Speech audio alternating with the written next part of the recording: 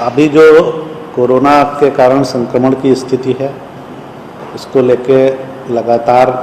समीक्षा की जा रही है। परंतु इसके अलावा आज माननीय मुख्यमंत्री द्वारा जो एक्यूट इंसेफ्लाइटिस सिंड्रोम मुजफ्फरपुर और उसके आसपास के ज़िलों में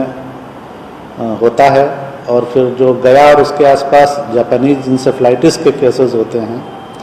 उनको लेके तैयारी की समीक्षा की गई। समीक्षा में स्वास्थ्य विभाग के अलावा और अन्य संबंधित विभाग तथा संबंधित जिलों के जिलाधिकारी भी मौजूद थे,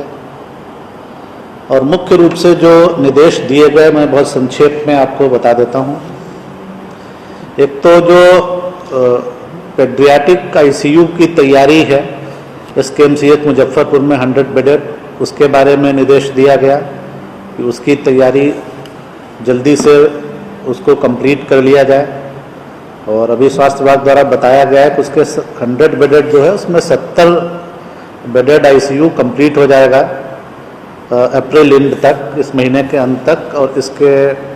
अलावा अगले कुछ दिनों में भी 1 या 2 वीक में उसको कंप्लीट करने का प्रयास किया जा रहा है। इसके अलावा जो इन बीमारियों के इलाज के लिए जो डॉक्टर्स हैं, उनकी ट्रेनिंग भी स्वास्थ्य विभाग करा रहा है, तो उसको और भी अच्छे से ट्रेनिंग देने का निर्देश दिया गया है। सभी जिलों ने अपनी अपनी तैयारी भी बताई, और सभी जिलों में इसकी बहुत अच्छी तरह से जिलाधिकारियों ने तैयारी की है। सिविल सर्जन्स ने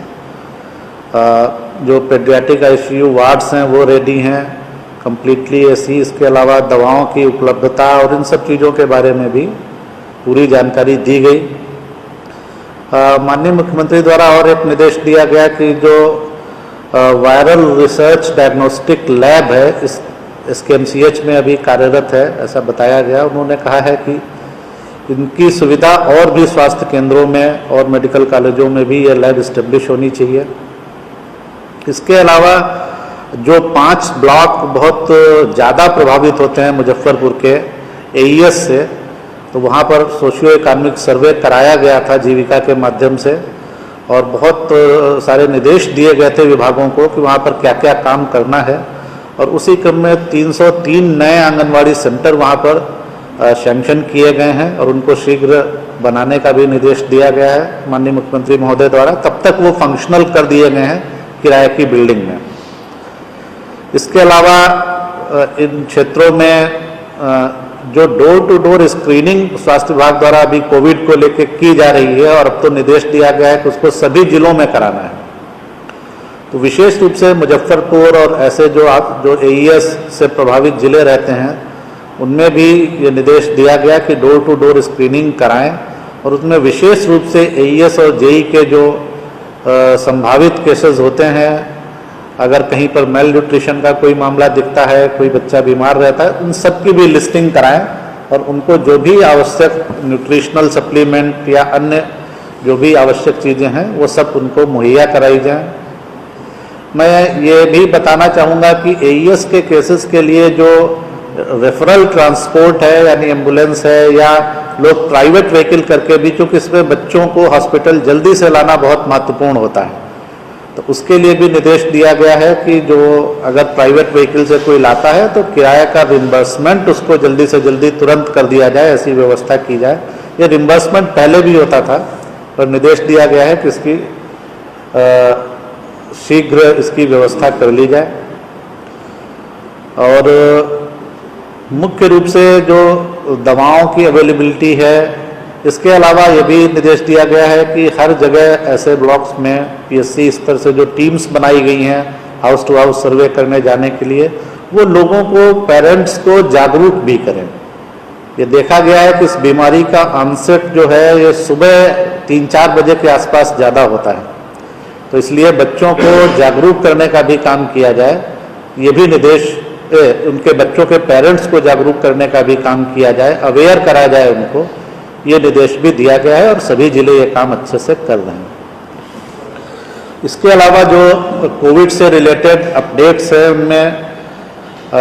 आपदा राहत केंद्र जो हम लोग के यहाँ अभी चल रहे हैं, उनकी संख्या 203 है आज की डेट में, और इनमें 72,100 लोग इनका लाभ उठा पा रहे हैं। इसके अलावा पंचायत स्तरीय जो क्वारंटाइन कैंप्स स्कूल में चल रहे हैं, अभी उनकी संख्या 1283 है और उनमें 11,300 इतने लोग अभी आवासित हैं। जो कॉल्स और मैसेजेस हम लोगों के पास आए हैं, उनकी संख्या, जो बाहर फंसे हुए हैं बिहार के लोग विभिन्न राज्यों में, उनसे जो मैसेजेस और कॉल्स हमको आते हैं, उनकी संख्या बढ़ के आज 1,14,000 हो गई है और इनमें कुल 14,52,000 लोग लगभग सम्मिलित हैं। जो मुख्यमंत्री विशेष सहायता के अंतर्गत सहायता दी जाती है, जो बिहार के बाहर फंसे लोग हैं, उनमें रजिस्ट्रेशन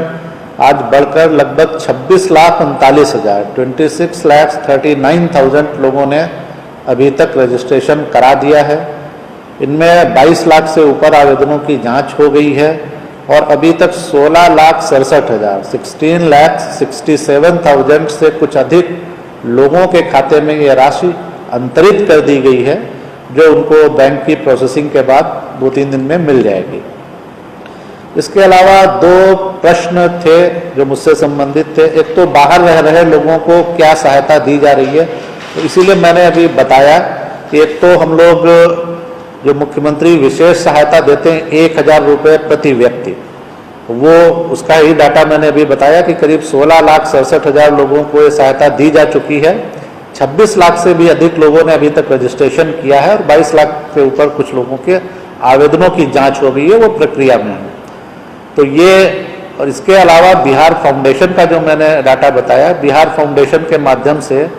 9 राज्यों में 12 शहरों में हमारे 55 केंद्र चल रहे हैं और इन केंद्रों में अभी तक 12,82,000 टोटल, जब से ये केंद्र फंक्शनल हुए हैं, इतने बेनिफिशियरी इसके रहे हैं। तो ये बाहर वाले लोगों को हम लोग डायरेक्ट बेनिफिट जो है उपलब्ध करा रहे हैं। इसके अलावा जो भी हमारे इंटीग्रेटेड जो हेल्पलाइन है आपदा प्रबंधन विभाग में, जो भी कॉल्स आ रहे हैं, जो मैंने बताया कि करीब कॉल्स और मैसेजेस 1,14,000 आए हैं, तो उनमें भी लगातार जो कंट्रोल रूम से बात की जाती है उन लोगों से, और जो भी उनकी समस्या होती है उसको संबंधित राज्य सरकार से, वहाँ के जिला प्रशासन से बात करके उसको दूर कराने का प्रयास किया जाता है। तो ये व्यवस्थाएं की गई हैं। एक प्रश्न और था कि कितने लगभग बाहर लोग होंगे,